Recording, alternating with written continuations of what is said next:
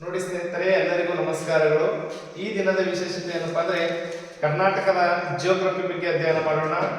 ಹಾಗೆ ಕರ್ನಾಟಕದ ಒಂದು ಭೂಗೋಳಶಾಸ್ತ್ರದ ಬಗ್ಗೆ ಅಧ್ಯಯನ ಮಾಡೋಣ. ಕರ್ನಾಟಕದ ಐತಿಹಾಸಿಕ ಹಿನ್ನೆಲೆ ನೋಡಿ, ಕರ್ನಾಟಕದ ಒಂದು ಭೂಗೋಳಶಾಸ್ತ್ರ ಅಧ್ಯಯನ ಮಾಡೋದು ಬಹಳ ಇಂಪಾರ್ಟೆಂಟ್. ಕಾಂಪಿಟೇಟಿವ್ ಫೀಲ್ಡ್ ಅಲ್ಲಿ ಆ ಒಂದು Karnataka geography, Indian geography, world geography ಆ ಎಲ್ಲ ಒಂದು ಇದರಿಂದ ಕ್ವಶನ್ಗಳು ಬರ್ತಿರ್ತಾವ. ಅದ್ರ ಸಲುವಾಗಿ ನಾವು ಎಲ್ಲ ಒಂದು ಅಧ್ಯಯನ ಮಾಡೋದು ಬಹಳ ಇಂಪಾರ್ಟೆಂಟ್. ನೋಡಿ, ಕರ್ನಾಟಕವು ಫಸ್ಟ್ ಪಾಯಿಂಟ್ ನೋಡಿ, ಕರ್ನಾಟಕವು ದಕ್ಷಿಣ ಭಾರತದ ಪಶ್ಚಿಮ ಭಾಗದಲ್ಲಿ ಕಂಡು ಬರ್ತದ. ನೋಡಿ, ಕರ್ನಾಟಕ ಎಲ್ಲಿ ಬರ್ತದಪ್ಪ ಅಂದ್ರೆ ದಕ್ಷಿಣ ಭಾರತ ಪಶ್ಚಿಮ ಭಾಗದಲ್ಲಿ. ಇಂಡಿಯನ್ ಮ್ಯಾಪ್ ನೋಡಿದ್ರೆ ನಿಮಗೆ ಅರ್ಥ ಆಗ್ತದ.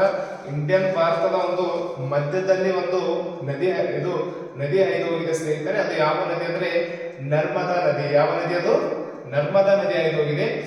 ಆ ನರ್ಮದಾ ನದಿ ಇಬ್ಬಾಗ ಮಾಡುತ್ತೆ ಸ್ನೇಹಿತರೆ. ಭಾರತವನ್ನು ಮೇಲೆಗಡೆ ಇದ್ದಿದ್ದು ಉತ್ತರ ಒಂದು ಭಾರತ, ಕೆಳಗಡೆ ಇದ್ದಿದ್ದು ದಕ್ಷಿಣ ಭಾರತದ. ಕರ್ನಾಟಕವು ದಕ್ಷಿಣ ಭಾರತದ ಪಶ್ಚಿಮ ಭಾಗದಲ್ಲಿ ಕಂಡುಬರುವ ಒಂದು ರಾಜ್ಯ ಸ್ನೇಹಿತರೆ. ನೋಡಿ, ನೆಕ್ಸ್ಟ್ ಕರ್ನಾಟಕದ ಬಹುತೇಕ ಭಾಗ ಮೈಸೂರು ಪ್ರಸ್ಥಭೂಮಿಯನ್ನ ಒಳಗೊಂಡದ. ನೆಕ್ಸ್ಟ್ ಕರ್ನಾಟಕವು 6 ರಾಜ್ಯಗಳೊಂದಿಗೆ ಗಡಿಯನ್ನು ಹಂಚಿಕೊಂಡಿದೆ. ಎಷ್ಟು ರಾಜ್ಯಗಳು? ಇದು ಬಹಳ ಇಂಪಾರ್ಟೆಂಟ್. ಕರ್ನಾಟಕ ಎಷ್ಟು ರಾಜ್ಯಗಳೊಂದಿಗೆ ಗಡಿಯನ್ನು ಹಂಚಿಕೊಂಡಿದೆ ಅಂದ್ರೆ 6 ರಾಜ್ಯಗಳು ಸ್ನೇಹಿತರೆ. ಒಂದು ಗೋವಾ ಆಗಿರಬಹುದು, ಇನ್ನೊಂದು ಕೇರಳ ಆಗಿರಬಹುದು, ಆಮೇಲೆ ಆಂಧ್ರ ಪ್ರದೇಶ ಆಗಿರಬಹುದು, ಇನ್ನೊಂದು ತೆಲಂಗಾಣ ಆಗಿರಬಹುದು ಸ್ನೇಹಿತರೆ, ಇನ್ನೊಂದು ಮಹಾರಾಷ್ಟ್ರ ಆಗಿರಬಹುದು, ಇನ್ನೊಂದು ತಮಿಳುನಾಡು. ಯಾವುದು? ತಮಿಳುನಾಡು. ಈ 6 ರಾಜ್ಯಗಳಿಗೆ ಗಡಿಯನ್ನು ಹಂಚಿಕೊಂಡಿದೆ ಸ್ನೇಹಿತರೆ. ಒಂದು ಕರ್ನಾಟಕ, 2 ತೆಲಂಗಾಣ, 3 ತಮಿಳುನಾಡು, ನೆಕ್ಸ್ಟ್ ಆಂಧ್ರ ಪ್ರದೇಶ್, ಗೋವಾ, ಕೇರಳ. ಗೋವಾ ಅಂದ ತಕ್ಷಣ ಎಲ್ಲರಿಗೂ ನೆನಪಿ ಬರೋದು ಜ್ಯೂಸ್. ನೋಡಿ ಸ್ನೇಹಿತರೆ, ಇದು ಬಹಳ ಇಂಪಾರ್ಟೆಂಟ್. ಎಕ್ಸಾಮ್ ಪರ್ಪಸ್ ಆಗಿ ಕರ್ನಾಟಕವು 6 ರಾಜ್ಯಗಳೊಂದಿಗೆ ಗಡಿಯನ್ನು ಹಂಚಿಕೊಂಡಿದೆ ಅಲ್ಲಕತ್ತಾರ. ಆ 6 ರಾಜ್ಯ ನೋಡಿ, ಒಂದು ರಾಜ್ಯ ಕೊಡ್ತಾರ. ನೋಡಿ, ಎಕ್ಸಾಮ್ ನಾಳೆ ಕ್ವಶನ್ ಹೀಗೆ ಬರ್ತದ. ಯಾವ ರಾಜ್ಯದೊಂದಿಗೆ ಕರ್ನಾಟಕವು ಗಡಿಯನ್ನು ಹಂಚಿಕೊಂಡಿಲ್ಲ? ಅಲ್ಲಿ ಬೇರೆ ಒಂದು ರಾಜ್ಯ ಇಟ್ಬಿಡ್ತಾನ. ಒಂದು ಆಪ್ಷನ್ ಎ ಗೋವಾ ಇಡ್ತಾನ, ಆಪ್ಷನ್ ಬಿ ಕೇರಳ ಇಡ್ತಾನ, ಆಪ್ಷನ್ ಸಿ ಆಂಧ್ರ ಪ್ರದೇಶ ಇಡ್ತಾನ ಸ್ನೇಹಿತರೆ. ಮೂರನೇದು ಯಾವ್ದು ಇರ್ತಾನ? ಯಾವುದೋ ಅಲ್ಲ ಅಂತ ಕೊಟ್ಟಿರ್ತಾನ. ಸರಿ, ಮೇಲಿನ ಎಲ್ಲವೂ ಕೊಟ್ಟಿರ್ತಾರ. ಅವಾಗ ಯಾವ್ದು ಹಾಕ್ಬೇಕು? ಮೇಲಿನ ಎಲ್ಲವೂ ರಾಜ್ಯಗಳು ಕರ್ನಾಟಕದೊಂದಿಗೆ ಗಡಿಯನ್ನ ಹಂಚಿಕೊಂಡಿವೆ ಅಂತಂದು ಹೇಳಬೇಕು. ಟೋಟಲಿ 6 ರಾಜ್ಯಗಳೊಂದಿಗೆ ಗಡಿಯನ್ನ ಕರ್ನಾಟಕ ಹಂಚಿಕೊಂಡಿದೆ. ನೆಕ್ಸ್ಟ್ ಕರ್ನಾಟಕವು ನೋಡಿ, ಕರ್ನಾಟಕದ ಪಶ್ಚಿಮ ಭಾಗದಲ್ಲಿ ಅರಬ್ಬಿ ಸಮುದ್ರ ಕಂಡು ಬರುತ್ತದೆ. ಇದು ಬಹಳ ಕರ್ನಾಟಕದ ಒಂದು ಪಶ್ಚಿಮ ಭಾಗದಲ್ಲಿ ಅರಬ್ಬಿ ಸಮುದ್ರ ಕಂಡು ಬರುತ್ತದೆ.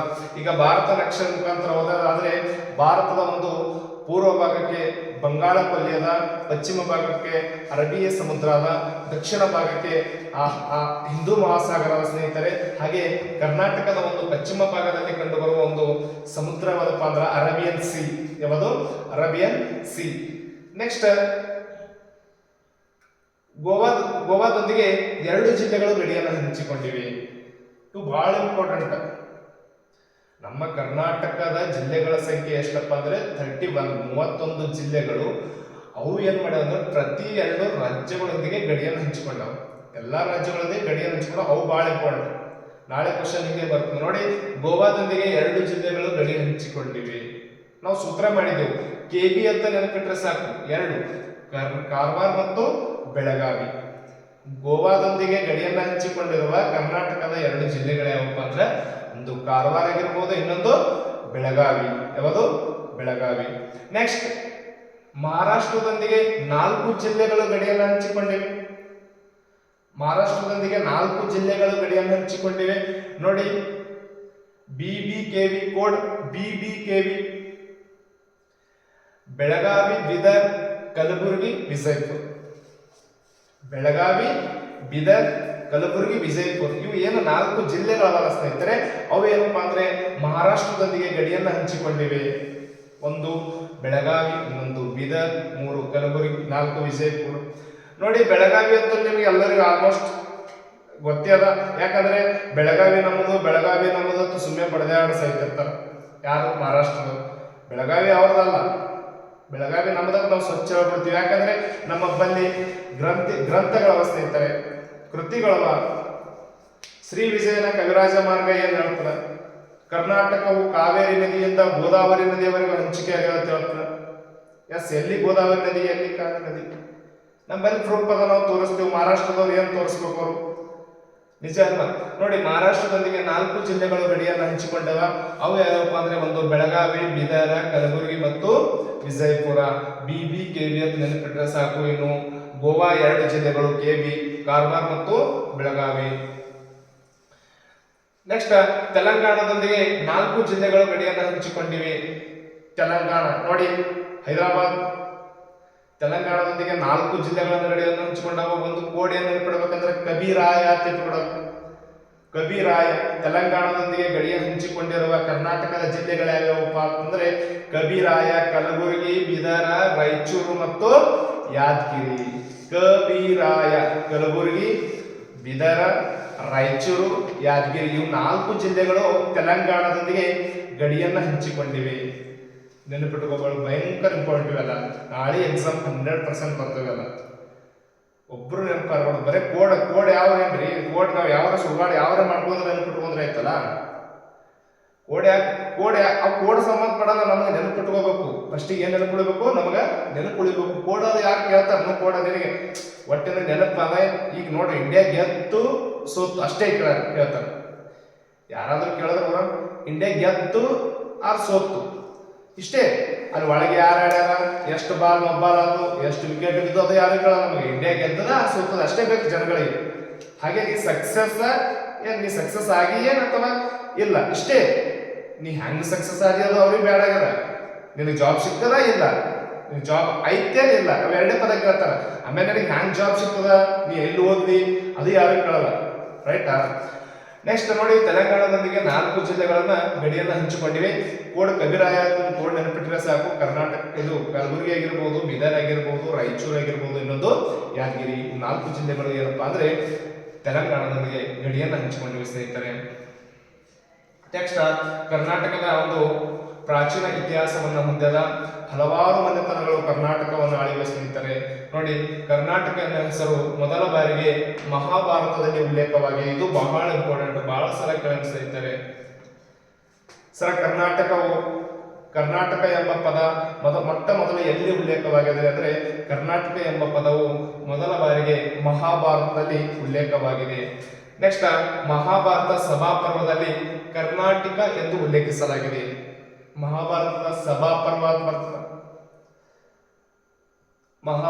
ಸಭಾಪರ್ವದಲ್ಲಿ ಕರ್ನಾಟಕವನ್ನು ಏನಂತ ಕರೆದರಪ್ಪ ಅಂದ್ರೆ ಕರ್ನಾಟಕ ಎಂದು ಕರೆಯಲಾಗಿದೆ. ಸಂಗಮ ಸಾಹಿತ್ಯದ ಶಿಲ್ಪದಿಗಾರನ ಕೃತಿಯಲ್ಲಿ ಕರುನಾಡರ ಎಂದು ಉಲ್ಲೇಖವಾಗಿದೆ. ನೋಡಿ ಸ್ನೇಹಿತರೆ, ಸಂಗಮ ಸಾಹಿತ್ಯದ ಶಿಲ್ಪದಿಗಾರನ್ ಎಂಬ ಕೃತಿ ಬರುತ್ತ. ಆ ಶಿಲ್ಪದಿಗಾರನ್ ಎಂಬ ಕೃತಿಯನ್ನ ಬರೆದವರು ಯಾರು ಅಂತ ಒಂದ್ಸಲ KS ಎಕ್ಸಾಮ್ ಕೇಳೋಣ. ಶಿಲ್ಪದಿಗಾರ ಈ ಕೃತಿಯನ್ನ ಬರೆದವರು ಯಾರಪ್ಪ ಅಂದ್ರೆ ಇಳಂಗೋಡಿಯಲ್. ಯಾರು? ಇಳಂಗೋಡಿಯಲ್ ಬರೆದ ಶಿಲ್ಪದಿಗಾರನ್ ಕೃತಿಯಲ್ಲಿ ಕರ್ನಾಟಕವನ್ನು ಕರುನಾಡರ ಎಂದು ಉಲ್ಲೇಖಿಸಲಾಗಿದೆ. ಇದು ಬಹಳ ಇಂಪಾರ್ಟೆಂಟು. ಕರ್ನಾಟಕವನ್ನು ಕರುನಾಡರೆಂದು ಯಾವ ಸಾಹಿತ್ಯದಲ್ಲಿ ಬರೆದಾರ, ಯಾವ ಕೃತಿಯಲ್ಲಿ ಬರೆದಾರ ಅಂತಂದ್ರೆ ಶಿಲ್ಪದಿಗಾರನ್ ಎಲ್ಲರೂ ಹೇಳ್ತಾರ. ಆ ಶಿಲ್ಪದಿಗಾರನ್ ಎಂಬ ಕೃತಿಯನ್ನು ಬರೆದವರು ಯಾರು ಇಂಪಾರ್ಟೆಂಟ್ ಅಲ್ಲ, ಅದು ನೆನಪಿಡ್ಬೇಕು ನಾವು. ಹಿಂಗೆ ಓದೋರ ಒಂದು ಹವ್ಯಾಸ ಹಿಂಗ್ ಚೇಂಜ್ ಆದವು.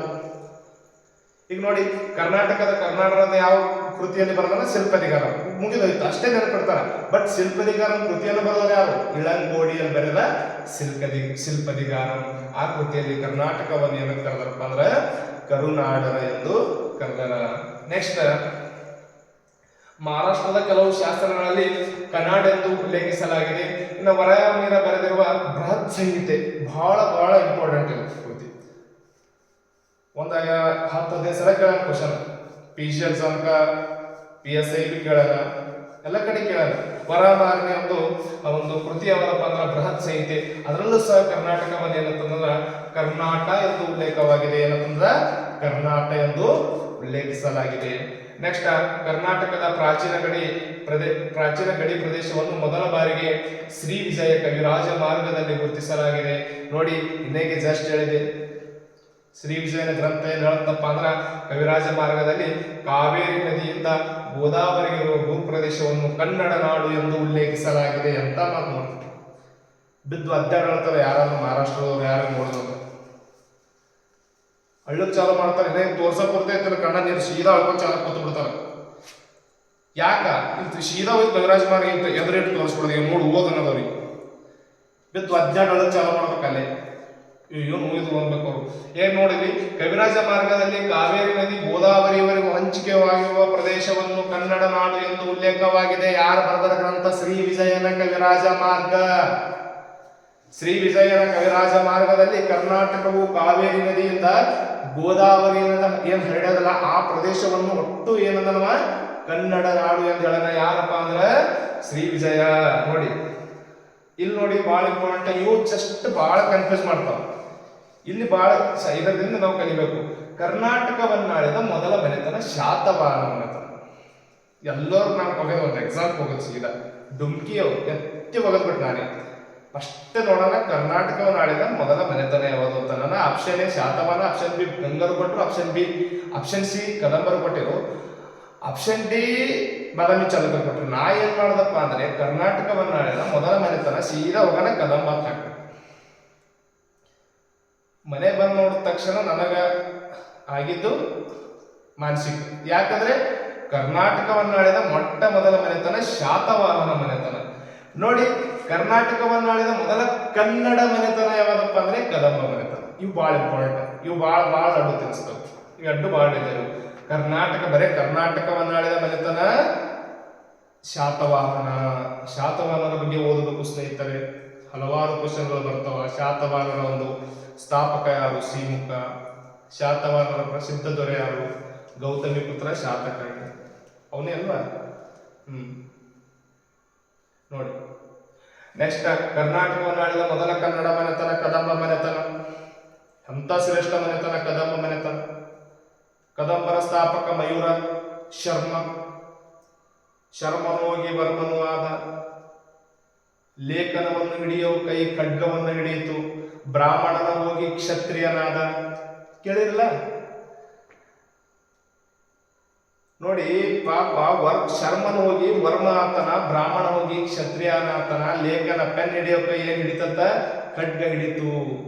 ಯಾಕ? ಪಲ್ಲವರ ದೊರೆ ಶಿವಸ್ಕಂದವರ್ಮ ಅವರು ಅವಮಾನ ಮಾಡಿರ್ತಾನ. ಯಾರಿಗಪ್ಪ ಅಂದ್ರ ಮಯೂರ ಶರ್ಮನಿಗೆ. ಒಂದು ಬರೀ ಅಂಗಿ ಸಲುವಾಗಿ ಸಾಮ್ರಾಜ್ಯ ಕಟ್ಟನ.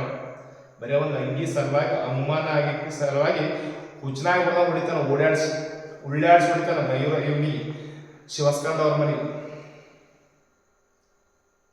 ಬರೀ ಒಂದೇ ಪದ ಅಂದಿರ್ತಾನ. ಬ್ರಾಹ್ಮಣ ಎಂದಾದ್ರು ಕ್ಷತ್ರಿಯನಾಗ ಬಂದ ಹೊಚ್ಕೋಟಿ ಹೋಗಿ ಗೊತ್ತಂದಿರ್ತಾನ. ಹುಚ್ಕೋಟತ್ತಿ ತಡಿ ಬರ್ತೀನಿ ಅಂತ ಬಾಳ ಬಂದು ಉಳ್ಳಾಡ್ಸ್ಕೊಡ್ತಾನೆ. ಯಾರಿಗಂದ್ರ ಪಲ್ಲವರದರೆ ಶಿವಸ್ಕಂದವರ್ಮನನ್ನು. ನೋಡಿ ಕರ್ನಾಟಕವನ್ನು ದೀರ್ಘಕಾಲ ಆಳಿದ ಮನೆತನನೇ ಗಂಗಾ ಮನೆತನ. ಇವು ಮೂರು ಬಹಳನೇ ಇಂಪಾರ್ಟೆಂಟ್ ನೆನಪಿಡ್ರಿ. ನೋಡ್ರಿ, ಒಂದು ಕರ್ನಾಟಕವನ್ನಾಳಿದ ಮೊದಲ ಮನೆತನ ಶಾತವಾಹನರು. ಕರ್ನಾಟಕವನ್ನಾಳಿದ ಕನ್ನಡದ ಮೊಟ್ಟ ಮೊದಲ ಮನೆತನ ಕದಂಬ ಮನೆತನ. ಕರ್ನಾಟಕವನ್ನು ಅತಿ ಸುದೀರ್ಘ ಆಳಿದ ಮನೆತನ ಯಾವದಪ್ಪ ಅಂದ್ರೆ ಗಂಗರು. ಗಂಗರ ಸ್ಥಾಪಕ ದಡಿಗ ಮತ್ತು ಮಾಧವ. ಲಾಂಛನ ನೆನಪಿರಬೇಕು. ಸ್ಥಾಪಕರು ಪ್ರಸಿದ್ಧ ದೊರೆ, ಅವರ ಆಡಳಿತದಲ್ಲಿದ್ದಂತ ಒಂದು ಅವಿಷ್ಟು ಓದ್ಬೇಕು ಸಾಕಷ್ಟೇ. ದಡಿಗ ಮತ್ತು ಮಾಧವ ಇಬ್ರು ಭಯಂಕರ ಡೇಂಜರ್ ಅವರು. ಆ ಒಂದು ಸಾಮ್ರಾಜ್ಯವನ್ನು ಸ್ಥಾಪನೆ ಮಾಡ್ತಾರೆ ಗಂಗಾ ಮನೆತನ. ನೋಡಿ ಇದು ಬಹಳ ಇಂಪಾರ್ಟೆಂಟ್. ಒಂದು ಎಷ್ಟೋ ಸಲ ಕ್ವಶನ್ ಕೇಳಿದ್ರೆ ಕರ್ನಾಟಕದ ಬಲೆಯನ್ನು ಯಾವ ಒಂದು ಸೈನ್ಯವನ್ನು ಕರೀತಿದ್ರು? ಬಾದಾಮಿ ಚಾಲುಕ್ಯರ ಸೈನ್ಯವನ್ನು ಕರ್ನಾಟಕದ ಬಲ ಎಂದು ಕರೀತಿದ್ದ ಸ್ನೇಹಿತರೆ.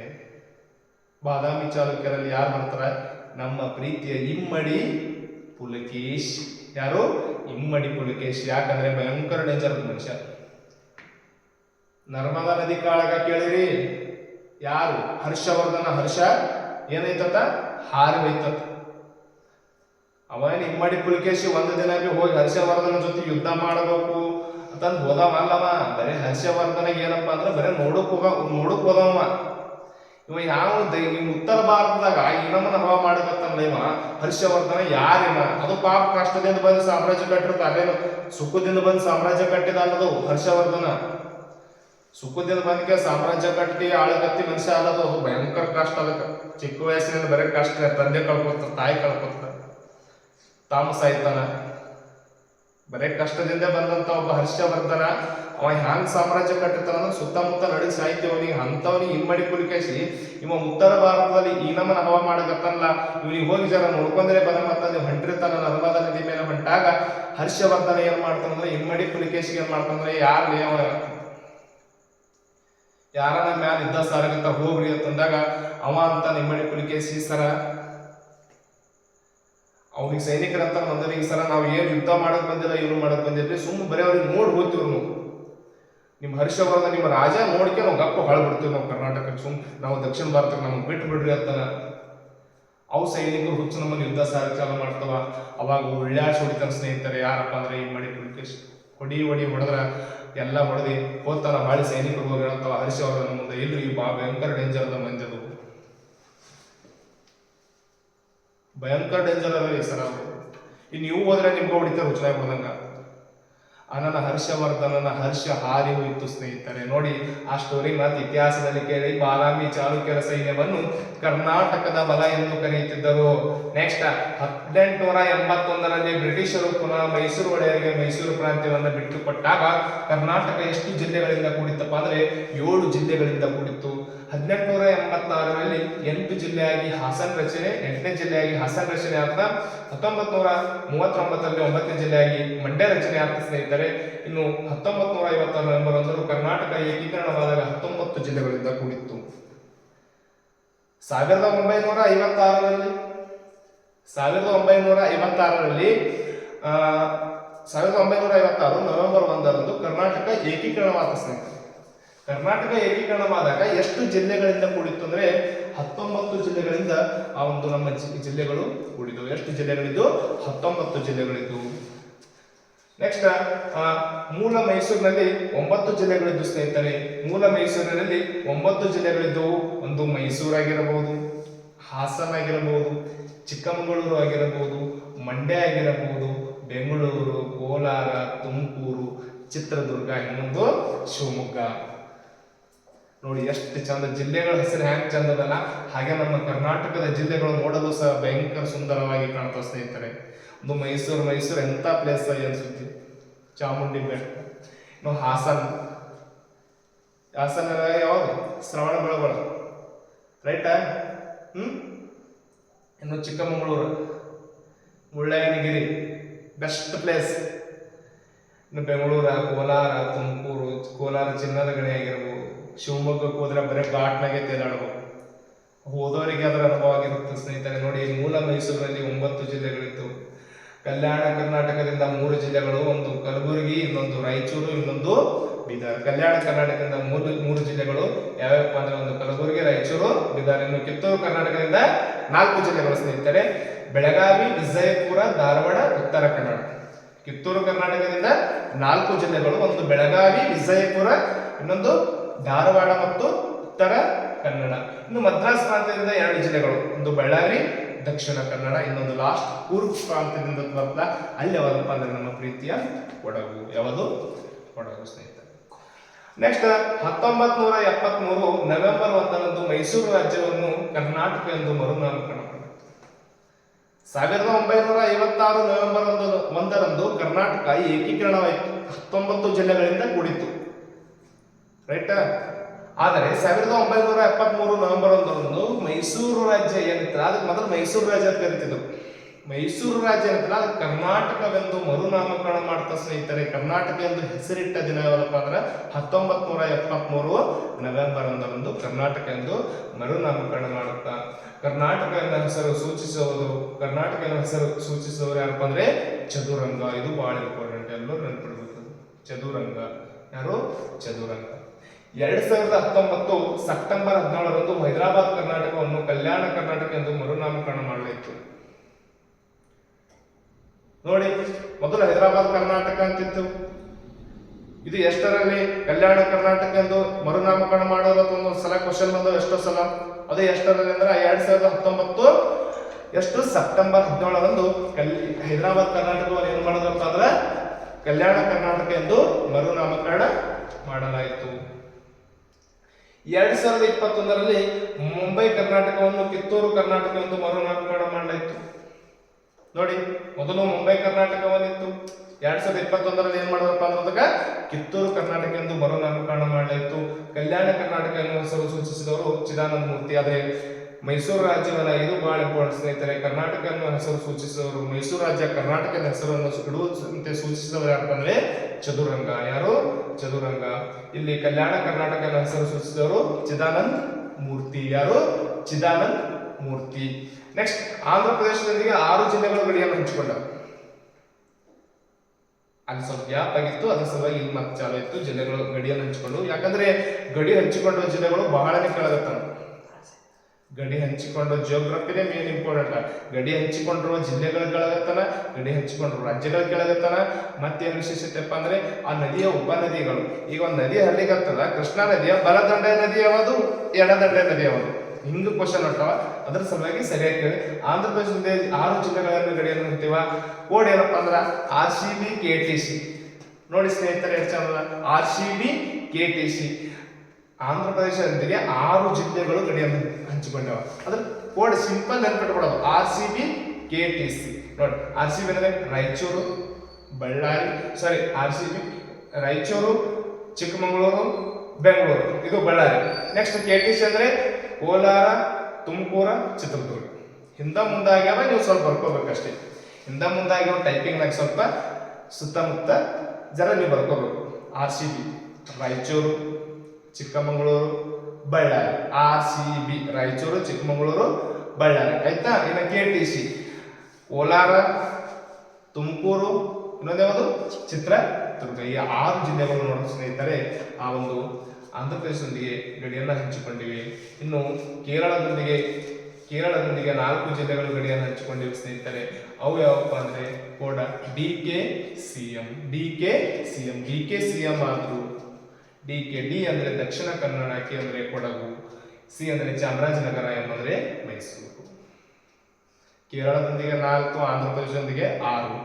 RCB KTM ಆಂಧ್ರ ಪ್ರದೇಶ ಆದ್ರೆ, ಕೇರಳದೊಂದಿಗೆ ಏನಪ್ಪಾ ಅಂದ್ರೆ DKCM ದಕ್ಷಿಣ ಕನ್ನಡ, ಕೊಡಗು, ಚಾಮರಾಜನಗರ ಮತ್ತು ಇನ್ನೊಂದು ಮೈಸೂರು. ಈ 4 ಜಿಲ್ಲೆಗಳು ಕೇರಳ ರಾಜ್ಯದೊಂದಿಗೆ ಗಡಿಯನ್ನು ಹಂಚಿಕೊಂಡಿವೆ. ಇಷ್ಟು ಈ ದಿನದ ವಿಶೇಷತೆ. ಇವತ್ತಿಗೆ ಇಷ್ಟು ಸಾಕು ಸ್ನೇಹಿತರೆ. ಇನ್ನು ಪಾರ್ಟ್ 2 ಏನೆಂಬುದು ನಾಳೆ ದಿನಮಾನಗಳಲ್ಲಿ ಮುಂದುವರಿಸೋಣ. ಇಲ್ಲಿಗೆ ಕ್ಲಾಸ್ ಮುಕ್ತಾಯವಾಗುತ್ತದೆ. ನಮ್ಮ ಚಾನಲನ್ನು ನಿಮಗೆ ನಮ್ಮ ಕ್ಲಾಸ್ ಇಷ್ಟ ಆಗಿದ್ದರೆ ಸಬ್ಸ್ಕ್ರೈಬ್ ಮಾಡಿ, ಲೈಕ್ ಬಟನ್ ಒತ್ತಿ, ಬೆಲ್ ಬಟನ್ ಆನ್ ಮಾಡಿ. ದಯವಿಟ್ಟು ಎಲ್ಲಾದರೂ ತಪ್ಪಾದರೆ ಕ್ಷಮಿಸಿ. ಇಷ್ಟು ಹೇಳುತ್ತಾ ನಮ್ಮ ಕ್ಲಾಸನ್ನು ಮುಗಿಸುತ್ತೇವೆ. ಜೈ ಹಿಂದ್.